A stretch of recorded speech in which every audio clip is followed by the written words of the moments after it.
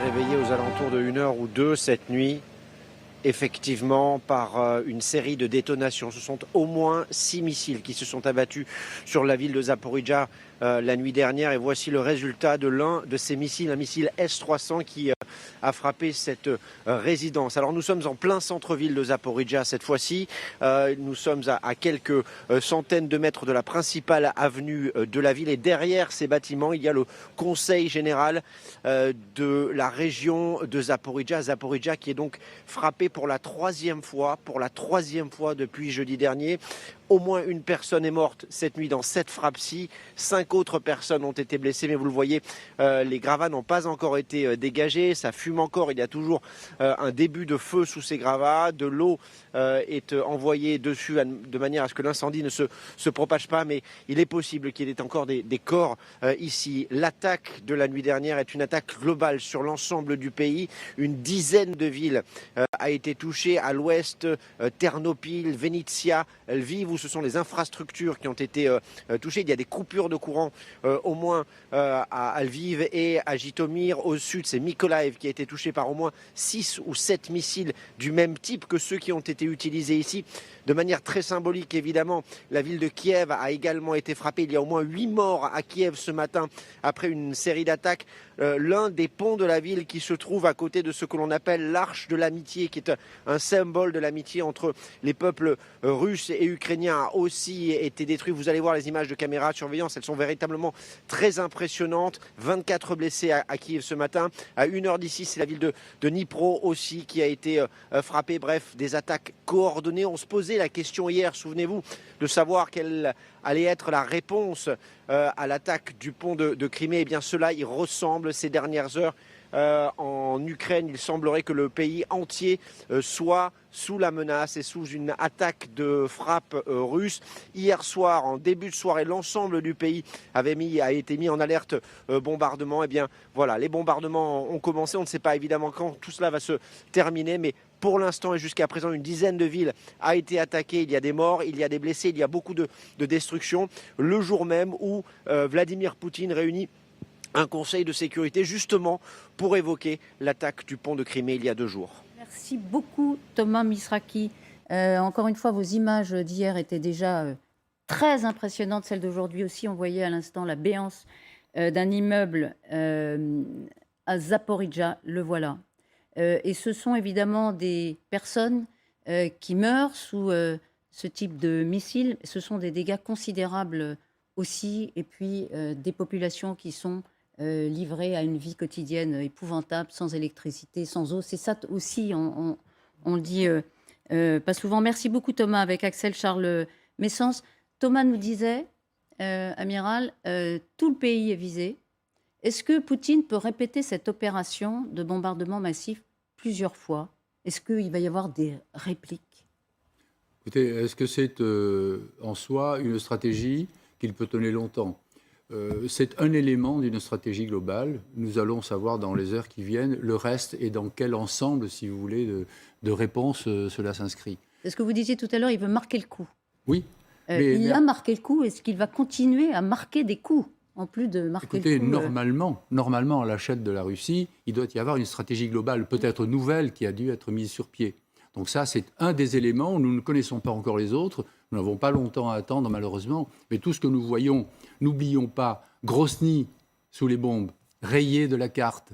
N'oublions pas toutes les interventions de la Russie. Alep. À l'Est. Il raye tout de la carte. Donc n'oublions pas ces conflits-là et n'oublions pas les gens que nous n'avons pas entendus. Nous voyons beaucoup d'Ukrainiens ici, et c'est normal, mais nous n'avons pas eu beaucoup de Tchétchènes, beaucoup de Géorgiens, beaucoup de Syriens ici pour nous parler de ça. On n'était pas très fort en accueil de réfugiés. Voilà, nous venons de voir ce que c'est que véritablement la guerre, et nous voyons quelque chose qui se rapproche de l'Europe. Je suis désolé, mais nous avons des armées. Espérons que nous n'en paierons pas le prix. Un cri du cœur ce matin. Oui, mais on va y revenir. Les militaires le disent depuis pas mal de temps. En quoi est-ce que ça nous rapproche de la guerre? Vous nous direz tout à l'heure, parce que je voudrais qu'on aille, juste avant de vous entendre, Oksana, mais ça va vous intéresser, on joigne Liseron Boudoul, qui est en direct de Moscou.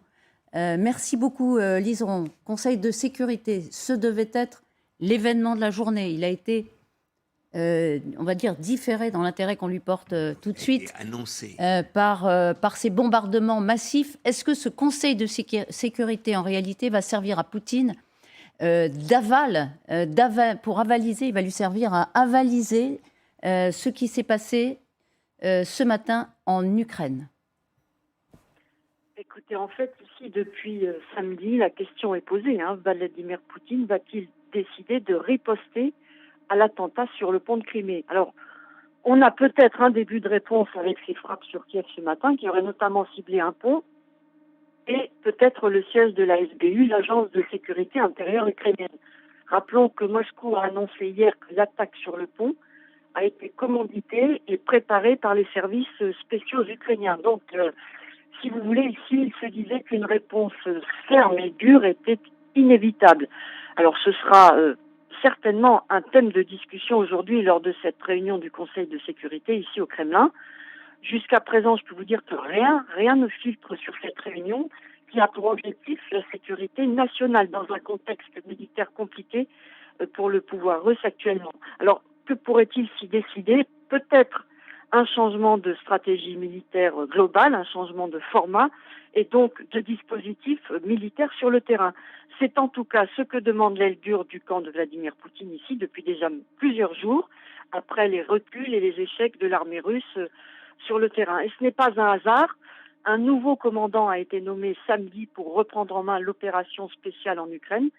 Et une information circule ce matin, je vous la donne, dans les couloirs du ministère de la Défense, à vérifier bien sûr, mais qui voudrait montrer que toutes les dernières attaques ukrainiennes auraient été stoppées le long de la ligne de front. En particulier dans l'Est, peut-être. Liseront, restez avec nous parce que tout à l'heure, Daniel Cohn-Bendit a émis une hypothèse que j'aimerais vous soumettre et vous me dites si c'est vraisemblable de votre point de vue. Daniel Cohn-Bendit. Oui, bonjour. Est-ce que, en fait, l'attaque du pont Poutine n'est pas une attaque des Russes pour justifier ce qui se passe en ce moment, comme l'incendie du Reichstag en Allemagne dans les années 30? Et parce que c'est quand même intéressant, et je ne crois pas que ce qui se passe aujourd'hui ait été simplement décidé hier après-midi. Tout a l'air d'être assez planifié d'une manière assez machiavélique. Liseront. Écoutez, ce n'est pas du tout le sentiment que j'ai ici à Moscou. En tout cas, les autorités russes ont confirmé hier ce qu'elles disaient plus ou moins en off dès samedi matin, c'est-à-dire que les services ukrainiens étaient à l'origine de ce qui est nommé maintenant un acte terroriste d'une façon certaine et définitive. Oui, mais à Beslan, l'attaque de l'école, encore aujourd'hui, personne n'a prouvé que c'était des terroristes. Je vous laisse libre de vos commentaires. Vu de Moscou, je vous ai donné le contexte exact. Voilà. Il n'y a pas lieu de discuter sur les origines de cette attaque. Pour les autorités russes, ça ne fait pas l'ombre d'un doute, elle est l'œuvre des services ukrainiens, des forces ukrainiennes, pour essayer de déstabiliser encore un peu plus le dispositif militaire actuel. C'était intéressant d'entendre aussi le point de vue effectivement russe. Merci beaucoup Liseront Boudoul d'avoir pris le temps de nous dire l'enjeu du Conseil de sécurité qui va se réunir dans la journée. On ne sait pas s'il y aura une prise de parole de Poutine dans la foulée, Liseront. On ne sait pas. On n'a pas l'ordre du jour, on n'a pas d'informations précises, mais c'est un peu toujours renseignement à Moscou.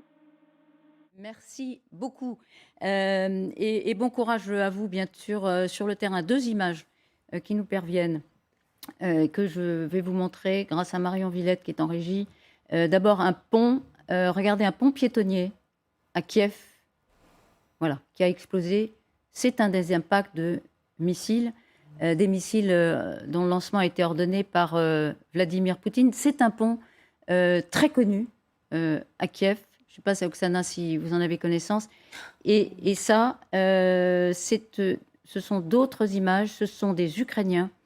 Alors, on ne les voit plus. Des Ukrainiens qui se réfugiaient, effectivement, et tentaient de se mettre aux abris. Voilà pour le pont. Est-ce que vous connaissez ce pont, Oui, bien Oksana? sûr. C'est le pont, c'est le symbole de Klitschko. C'est une réponse à Klitschko. Klitschko, dites-nous. Klitschko, c'est le grand champion du boxe, champion du monde de boxe, qui est devenu le maire de Kiev. Et cette pont, c'est un génie de l'architecture contemporaine. C'est un pont en verre, qui est transparente, qui mène de la colline Vladimir de Kiev. C'est une colline où il y a une statue du prince Vladimir qui a baptisé la Russie Kiev. Et cette pont, il a mené vers l'Arche. Vous voyez l'Arche. Oui. Et c'est l'Arche, c'était le monument de l'époque de l'Union soviétique qui symbolisait l'amitié entre l'Ukraine et la Russie. Donc, et ce pont qui a lié les deux beaux collines, c'est un objet touristique. Donc, il était visé pour dire bonjour à Klitschko de la part de Poutine. Mais je voudrais revenir à ce que vous avez vient de dire à propos de Beslan. C'était confirmé que c'était Prigojine et son campagne indépendante Le patron militaire de Wagner. qui a servi FSB pour commettre tous ces actes soi-disant terroristes, pas seulement à Beslan, mais aussi à Ryazan, quand il y avait 2 immeubles qui étaient sautés. Donc c'est vraiment les signatures de cet esprit d'FSB. Et j'ai une parole directe de Alors, Kiev. on y reviendra sur Beslan, pardon Oksana, mais je voudrais rester quand même sur cette image, parce que Oui. vous nous avez très bien expliqué quand même la portée symbolique de l'explosion de ce pont. Et c'est vrai que c'est sidérant, ce pont qui mène à une arche qui symbolise l'amitié Entre franco... la Russie, non, la Russie et l'Ukraine. entre la Russie et l'Ukraine, bien sûr, pas la France. À ce sujet, le direct de la présidence, si vous voulez entendre, ils ont dit, c'est le porte-parole du président qui dit que les Russes sont incapables d'avoir les victoires sur les champs de bataille. Ils montrent maintenant qu'ils sont capables seulement de faire les meurtriers et les victimes de la population civile. On a besoin maintenant de la protection de la défense aérienne, des airs SALM et des missiles. Voilà. Et donc, c'est une demande, évidemment, d'aide. C'est une demande d'aide, c'est un appel à d'aide. occidental. Voilà. Mais c'est exactement ça, amiral. On ne gagne pas sur le champ de bataille, donc on fait la politique du pire, celle d'Attila, Le on terror. détruit tout. Le terrorisme. Ouais. Oui, mais de toute façon, les guerres ne se gagnent pas. Elles peuvent se perdre sur le champ de bataille, elles ne se gagnent pas. Après, tous les moyens sont bons, vous l'avez vu. Ne soyons pas surpris, si vous voulez. L'attaque du point de Kerch, ça a beau être appelé acte terroriste ou sabotage. Non, c'est un élément de guerre. Enfin, il fallait. Là, vous parlez du pont de Kerch, du pont de la Voilà. Crimée. Et là, c'est pareil. Si vous voulez, ces missiles, c'est de même nature. Donc, nous sommes dans une C'est guerre. la réponse du berger à la bergère. Nous sommes dans une guerre totale. Une guerre. Nous ne sommes pas dans une opération spéciale. Mais bien sûr, depuis longtemps. Depuis longtemps, mais là encore moins. La sémantique a ses limites quand même. Non, mais ce que je veux dire, c'est que Poutine peut assumer maintenant le fait qu'il n'est plus dans une opération spéciale. Il n'a jamais encore dit guerre, jamais. Est-ce qu'il peut, avec cette opération, après le pont de Crimée, C'est la barrière dont je vous faire parle. une révolution Il y sémantique? a une barrière qui a cédé ou qu'il a dépassée parce que jusqu'à présent, il y avait de la retenue. Alors la retenue, j'étais amené à employer ce terme dans le domaine nucléaire, puisque Poutine mesurait ses paroles, et même Petskov prenait ce langage de la dissuasion. Là, on voit qu'il y a beaucoup moins de retenue, il n'y en a même plus du tout. Donc déjà, tout ce qui pouvait retenir, une partie de ce qui pouvait retenir son action et retenir ses bras armés est en train de céder. Jusqu'où pourra-t-il retenir le reste? Vous pensez qu'il lui-même s'engage dans une escalade qui va être difficile? Il est dans une escalade. Il va pas. Oui, mais il faut qu'il la contrôle Oui, pour ne pas aller trop loin. On ne sait pas. Il est soumis à des pressions qui sont assez étonnantes et divergentes. Il a ses faucons. Il a aussi la claire notion de ce que c'est qu'une guerre à l'Occident et aux États-Unis, parce que maintenant, la confrontation, elle est Russie-Occident et même Russie-États-Unis. L'OTAN se tait. L'OTAN, vous l'entendez plus, le secrétaire général de l'OTAN, vous l'entendez pas, la présidence de l'Union européenne. Biden n'a encore rien dit non plus. Biden a laissé entendre dans une levée de fonds qu'effectivement c'était Armageddon. Mais c'était plutôt une erreur et un dérapage qu'autre chose. Oui. Non, tout à l'heure, Daniel Cohn-Bendit évoquait la stratégie de la terreur sur la population. Il évoquait Dresden. Mais je n'ai pas l'impression qu'ici, la population ukrainienne va se laisser impressionner. Elle l'a démontré depuis février dernier. Je pense que ça peut amener davantage les Ukrainiens, comme vous dites, madame, à demander l'aide des Occidentaux. Alors là c'est une vraie question qui peut se soulever, puisqu'on a ces élections mid-term aux États-Unis le 8 novembre prochain.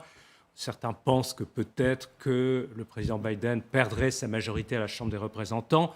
Or, la Chambre des représentants, elle est vitale parce que c'est elle qui adopte les budgets, notamment pour l'aide militaire et économique à l'Ukraine. Alors aujourd'hui, puisque ce qui nous intéresse, c'est de voir les répercussions internationales. Aujourd'hui, vous avez l'Assemblée générale des Nations unies, puisque Vous il y a 8 permettez juste, jours... on fait un tout petit point et vous nous dites après, effectivement, est-ce que ça va changer quelque chose à c'est cette la question réunion qu'on peut se du poser Conseil compte de tenu du sécurité? décalage horaire. Alors, Exactement. le Conseil de Je sécurité... voudrais qu'on fasse juste un petit détour. Pardon, Yves de Trio, je reviens vers vous. Mais c'est intéressant de rappeler pour ceux qui se brancheraient maintenant sur LCI, ce qui s'est passé ce matin, les toutes dernières informations, Nargis, avec vous. On vous a montré de nombreuses villes en Ukraine ont été bombardées. On a vu ces images de Kiev, par exemple, qui datent donc de ce matin, 8h15 heure locale, 7h15 heure de Paris, avec des épaisses colonnes de fumée qui se dégagent de certains immeubles. Et les toutes nouvelles images qui nous sont parvenues, eh bien, elles sont à Dnipro, c'est à environ 1 heure au nord de Zaporijjia. On a cet immeuble dont une partie est encore en feu, une grosse partie est détruite. On voit même qu'une partie de l'immeuble ici est encore affaissée. Et on a une image aussi qui vient de nous parvenir de Jytomyr, avec ici dans cette on voit des petites maisons et on va avancer un petit peu. Vous allez voir. Hop. On va voir un petit peu. On a cette épaisse fumée, colonne de fumée qui se dégage donc de cette maison de Jytomyr. Merci beaucoup, Nargis. Un appel ce matin déjà des Ukrainiens à une aide supplémentaire des Occidentaux. Yves de Trio, comment les Occidentaux doivent réagir à ce qui s'est passé ce matin? Est-ce que ça justifie un changement de dimension ou pas? On va avoir une pluie de condamnations et puis c'est tout. Je crois que l'aide militaire, c'est ça dont il s'agit, elle est à flux continu. Mais les militaires vous expliquent aussi que certaines armées n'ont plus de capacité supplémentaire. On a vu que pour la France, par exemple, si elle livre les César, il faut qu'elle ne les livre pas au Danemark. Il faut que le Danemark donne son accord. Donc c'est juste un exemple pour montrer qu'il y a certaines limites. L'essentiel de l'aide militaire, il ne faut pas se leurrer, tout le monde le sait, ce sont les États-Unis d'Amérique, à peu près 80% des masses, si ce n'est plus. D'où l'interrogation qu'on peut avoir pour l'avenir. Est-ce que cette aide va continuer à être fournie aussi généreusement, avec les limites? On sait très bien que les Américains ne voulaient pas livrer de dispositifs permettant d'envoyer des missiles au-delà de 80, je parle sous le contrôle de l'amiral, 80 km, ce qui d'ailleurs posait des problèmes par rapport au pont de Kerch, pont Poutine, qui lui est à plus de 80 km du sol ukrainien. Et également pas plus de 80 km pour ne pas atteindre le territoire de la Russie, j'allais dire la Russie que nous reconnaissons. Ça peut changer cette doctrine américaine ou pas? Alors bon, c'est une question qu'on va pouvoir se poser avec la petite réserve de ces élections du 8 novembre. Il faut aussi tenir compte, parce qu'on parle des gouvernants, mais il y a aussi les populations. L'intérêt du peuple américain pour l'Ukraine est significatif. Mais ce qui va perdurer, ce qui les préoccupe surtout, c'est le prix de l'essence à la pompe. On a vu que M. Poutine était capable d'obtenir l'accord de l'OPEP pour baisser la production de pétrole et donc augmenter les prix à la pompe. Vous voyez, le soutien international de certains pays un peu clés à la Russie ne s'est pas démenti. En un mot, Daniel Cohn-Bendit, pour vous, et on le développera tout à l'heure, l'Occident va monter d'un cran son soutien ou pas? Il y a un problème qui est très simple, c'est que les Américains ont aussi un problème de munitions, ils l'ont dit, etc. Et les Russes ont un problème aussi, parce que je ne sais pas combien de missiles ils ont. Donc en ce moment, tout le monde est essoufflé. Donc augmenter d'un cran, il faut être capable de quoi, comment. Le cran qu'ils n'augmenteront pas, d'après moi, c'est d'intervenir militairement. Ils n'interviendront pas. Ça ne changera rien au fait qu'ils ne veulent pas mettre un pied, au sens propre, sur le territoire ukrainien ou russe pour être engagés directement dans la bataille. On peut dire Oksana. Heureusement ou malheureusement, ça c'est un autre débat. Notre général Zaloujny, qui est le chef de l'armée ukrainienne aujourd'hui, il a dit qu'on a besoin de ces missiles de longue tirée, n'est pas pour les utiliser, mais pour que les Russes sachent que nous les avons. Parce que c'est très facile pour les Russes de se cacher à la mer Caspien et tirer les missiles de là-bas en sachant qu'il n'y aura pas de riposte. Mais quand ils vont savoir que nous avons la possibilité de riposte, peut-être ils vont réfléchir. Là, je viens de recevoir l'information. 14 de missiles sont préparés pour partir de l'Équatorie et de la mer Noire. En général, 50 missiles sont entendus aujourd'hui sur l'Ukraine. Ça, c'est Attendez, parce qu'on parle en même temps, donc je n'ai pas entendu. Pardon. 50 missiles russes ont attendu aujourd'hui sur l'Ukraine. C'est une information de la service de renseignement ukrainien. 14 missiles sont maintenant en préparation dans la mer Noire. Amiral, un mot. La riposte la réplique. Quoi. La réplique au tremblement de terre qui s'est produit ce matin en Ukraine. Les démocraties qui soutiennent l'Ukraine sont toujours très lentes à la détente. Comme vous l'avez souligné, monsieur l'ambassadeur, il est évident que les mi-termes vont avoir une influence, puisque c'est quand même le Congrès qui peut basculer d'ailleurs, qui vote les crédits. Donc le président américain, donc les États-Unis peuvent être un peu empêchés. La seule chose qui puisse se faire d'un point de vue défensif, c'est protéger Kiev, qui est un symbole. Et qui peut protéger Kiev ? Ce sont par exemple, bien sûr, sur des technologies américaines, les Israéliens qui ont créé le dôme de fer. Alors vous avez beaucoup d'informations, on va y revenir largement grâce à vous. Dans un instant, Thomas Misraki à Zaporijia nous dira que